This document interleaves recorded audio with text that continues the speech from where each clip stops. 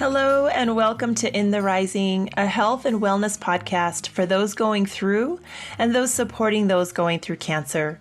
My name is Bettina Brown and I'm board certified in physical therapy, wound care, and lymphedema. And for me, cancer is very personal. It's affected my friends, my immediate, and my not so immediate family.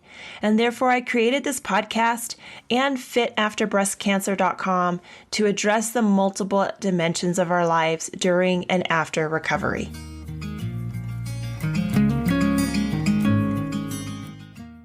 Hello, and welcome to today's episode 199. I'm excited. 200 is around the corner. And I really wanted to talk about something that sometimes I have heard other people talk about, and sometimes I have felt myself. And that's about the concept of it just being too late. Have you ever felt that way? It's too late to be able to put in enough money to retire at 65. You have to work forever.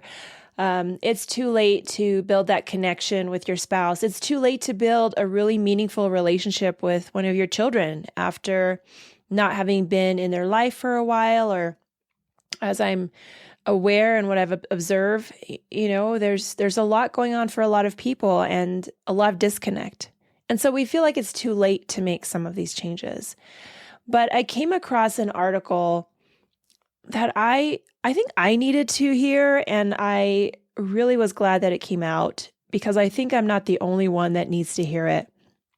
It is entitled, Targeted Diet and Exercise Intervention Could Improve Chemotherapy Outcomes for Breast Cancer Patients. And it's written by Megan Craig, and I will have the link listed below. And the article describing everything where they find out will be in the Journal of Clinical Oncology and is published on September 1st, 2023. And so the gist of this is diet and exercise. I will admit I'm a physical therapist. I'm a little bit of a diet and exercise kind of person, that I do appreciate the benefit of that. And I also have been a physical therapist long enough to realize that diet and exercise are just not the topics most people get super excited about. The general public is like, yes, diet is that I'm eating, exercise is walking around my house, sitting in the office, standing up whenever my watch tells me to get some activity in, but not really engaged in a regular activity. Well, the researchers came across something very interesting. So really, chemotherapy is difficult. It is hard. I have never been through it, but I've worked with so many patients going actively through chemotherapy. Chemo brain is a thing. Fatigue is a thing. Exhaustion, true exhaustion, and weight gain is a thing. And these side effects can really limit your desire and your ability and want to continue, and your ability to actually get through the chemotherapy because it takes so much out of you. And so these researchers were wanting to see if diet and exercise could help make the chemotherapy completion, or the journey through, a little bit easier, a little bit better. And what they found is with some regular counseling sessions, increasing their diet with fruits and vegetables, and increasing their exercise, they did not notice a huge, what they call relative dose intensity, a measure of chemotherapy completion. It was not higher in the group of those with this intervention. But what they did notice, which I felt like was a big aha moment, is that 53% of the women who received this intervention of counseling, exercise, diet change experienced a disappearance of all invasive cancer cells in the breast, where those that did not have this intervention of counseling, diet, exercise was only 28% of that group. Now, the thing about statistics, and I have taken statistics like 5 times, and I'm not a statistician. I admire the people that love to look at all these different tests, and I'm a data junkie, but it's a lot. You have to really evaluate, well, are the statistics really saying what you want them to say, or are they just giving you false hope? But when you're getting a difference between 53% and 28%, that actually means something. The statistics say that is actually meaningful. And so what I came away with what I gleaned from this was that, yes, the chemotherapy was the same for both groups of women. And yes, we're all individuals. We have to remember that. But the fact is that your body was still able to clear itself of additional invasive cancer cells because of exercise and a nutrition change. And so this is a huge thing about acknowledging that it's never too late to make a change, right? The moment we get a cancer diagnosis, or actually way before, even the idea that you have to go get checked and something looks suspicious and you have to go back, the panic sets in, the curiosity of what will happen. And really, a lot of us do tend to lean in the direction of worst case scenario. And that I have been through a few times and have had immediate family members go through. It's such an emotional journey. Ups, downs, trying not to read too much, trying not to read too much into everything, and wondering, is everything already too late? Because whatever is going to be there is there. But I really like that this talked about that it is never, ever, ever too late. So I wanted to see, is this the only thing that ever talked about it not being too late regarding your health? And I came across another article from healthharvard.edu that said you can still reduce your risk of heart attack and stroke with lifestyle changes and even medications. So you may not have the ability to completely reverse the fact that you just loved that fried chicken and went out partying all through your 20s and 30s, or had no quality sleep because, you had to stay awake to get to your job just so you can get up and party again. But having the ability to make a change today, a change right now, actually created a long-lasting effect. And finally, from Johns Hopkins, they talk also about how it's never too late to change healthy steps. And one of them, step 1, is be more active. And step 2 is improve your diet and get quality sleep, et cetera, but being active and improving your diet. So it's the same concept.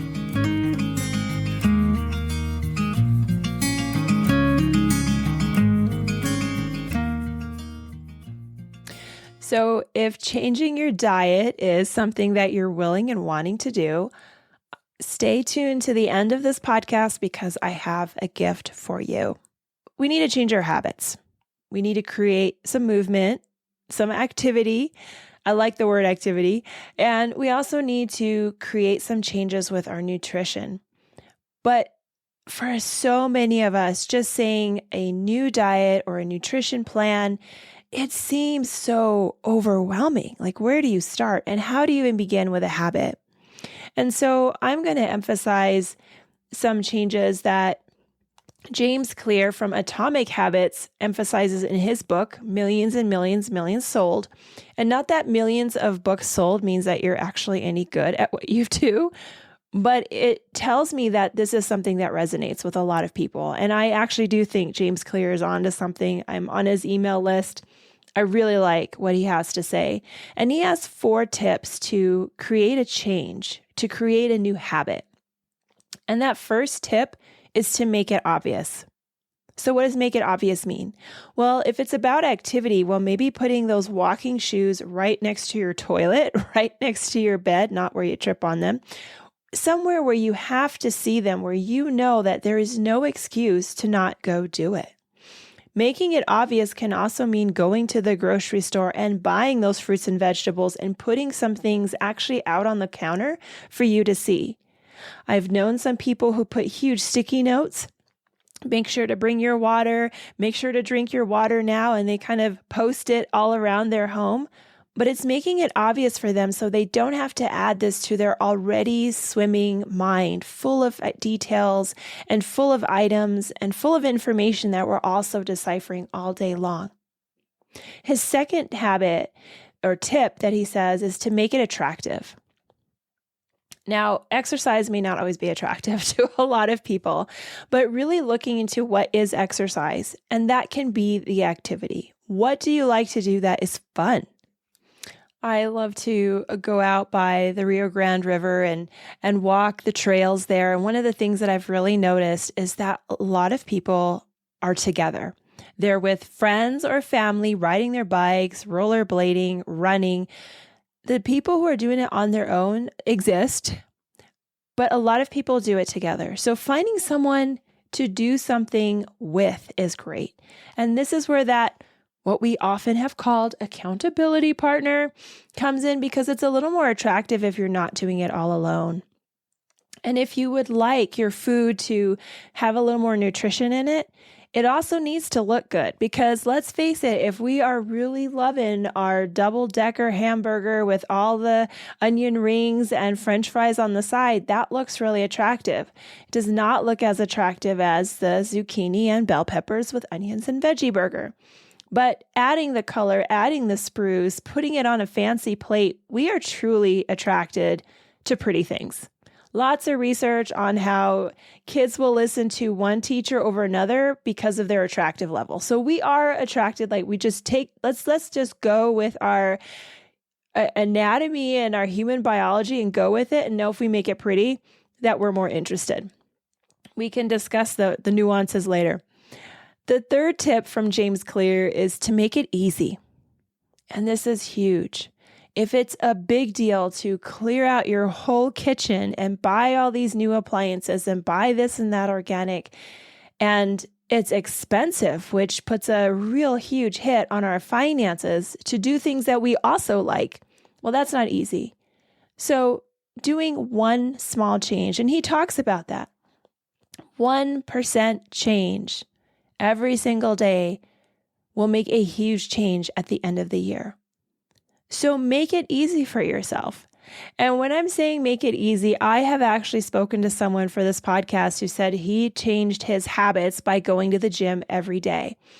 And what I laughed when I heard is that when he meant he was going to the gym when he first started this routine, he meant that he drove to the gym, parked in the parking lot, waited a minute, started the car, and left again. Like he went to the gym, but he didn't necessarily get out the car and go in and to make that change. But now going in and working out and being real active is a part of his lifestyle.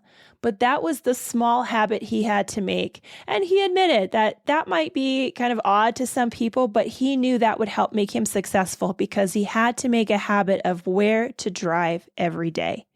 It was a non-negotiable. And so making it easy meant just getting there and starting the journey, not from A to Z all at once.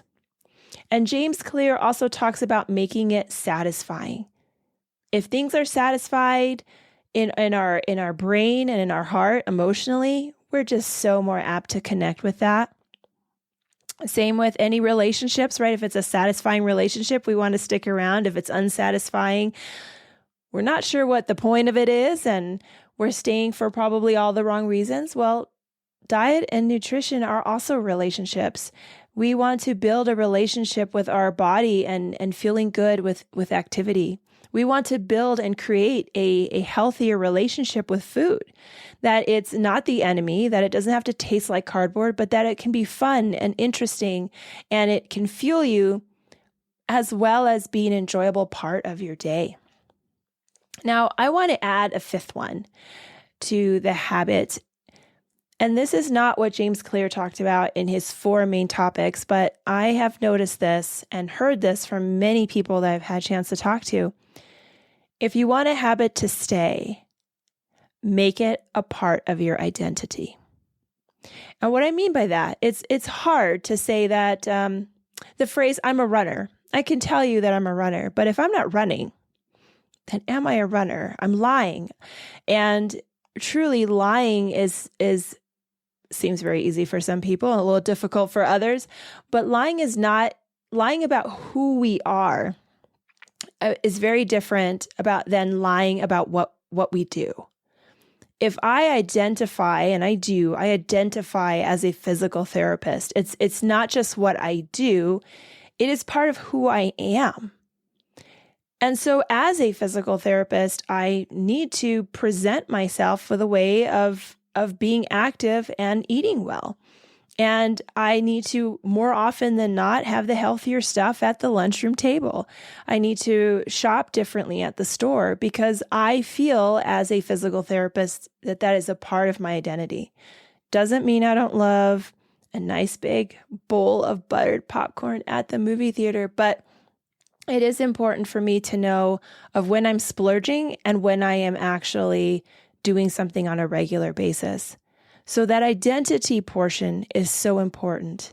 And identifying yourself as a person that will never believe it's too late might be that very first thing that you create as part of your habit. So I hope you felt enlightened by this conversation and know it's never, ever, ever, ever too late to do something that you believe in. It's never too late to start something because you don't know how it may change you. We may do the research 10 years from now or 20 years from now, but we do know that movement, activity, aka exercise, and a healthier way of eating is super important for us. And whether we are at that moment ill or we're going to be probably ill in 10, 20, 30 years if we don't change our ways, it doesn't matter. Now is a good time to create a new habit. And as a gift, I want to share with you these 12 Mediterranean recipes. Click that link below and it will be delivered to your inbox. And as always, thank you so much for your time. Today, it is very meaningful to me that you spend 20 minutes of your day listening to this podcast. I also invite you to share this podcast with anyone that you believe this message or this podcast in general would be beneficial for. The more hands and ears that we put podcasts like this, like In the Rising, the greater change and impact we will create in life. And until next time, let's keep building one another up.